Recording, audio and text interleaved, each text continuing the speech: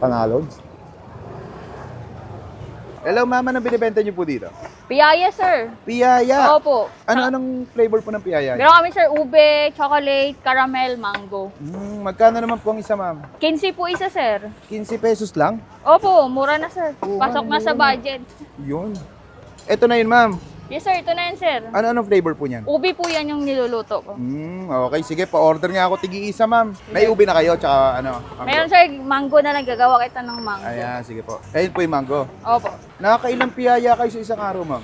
Depende, sir. Ngayon kasi parang kailan na kami ngayon. Minsan na 300 piraso po. Hanggang gabi po, hanggang 10, ganun. Okay. Minsan 12 na rin kami nag-ano. Anong pangalan nitong ano nyo, ma'am? Itong tindahan nyo? Ano lang, sir, at Piyaya, sir, parang family, ano lang po eh. Family business lang po. Gano'n na po kayo katagal dito? Sa dito, sir, sa pwesto dito, bago lang po. May mga ibang pwesto kami, matagal na po. Saan po yung ibang pwesto nyo po? Meron pa kami dyan sa may Pinubal dyan. Mm. Meron din kaming TIP Cubao. Tsaka meron din kami dyan sa may, ano dyan, oh, katabi ng 878 dyan, Espanya. Anong oras po kayo nag-open dito, ma'am? Dito po alas 4 po ng hapon hanggang 12 midnight po. Araw-araw po. Opo, araw-araw. Basta maganda yung panahon. Anong location nyo po dito? Ano po, Eloisa Street yan dito, sir. Ay, de los Reyes. Opo. Gano'ng katagal niluluto po ito, ma'am? Saglit lang, sir. Mga ilang minutes lang, 5 minutes lang. 5 minutes lang, luto na yan. Opo, saglit lang po. Basta po mainit na yung lutuan niya, saglit lang po siya iluluto. Okay. Paano nagsimula tong, ano, ma'am? Bacolod City famous piyaya. May-ari ka nito, bali nagtitinda lang po ako, may-ari yung pinsan. Yung lalaki dito kanina po.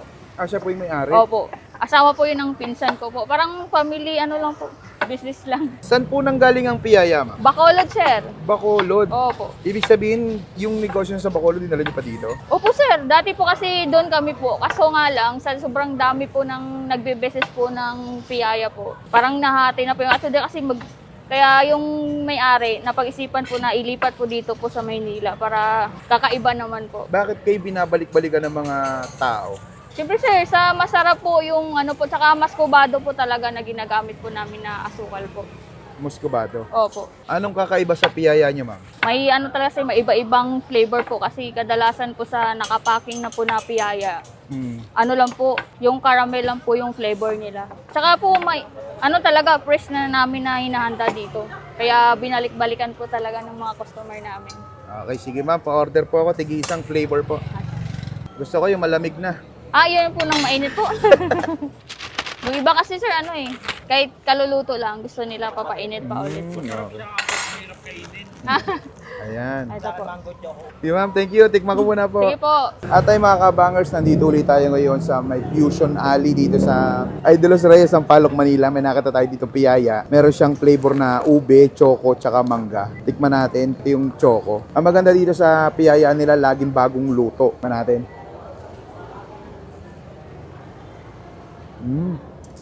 Malasa, hindi sobrang tamis. Panalo. Ito favorite ko talaga mga piyaya eh. At ito naman yung mangga. Ayan.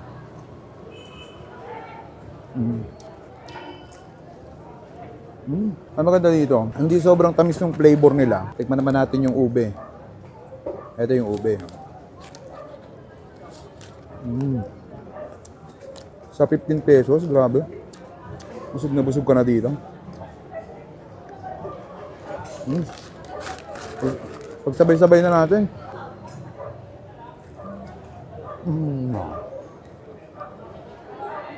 Sarap.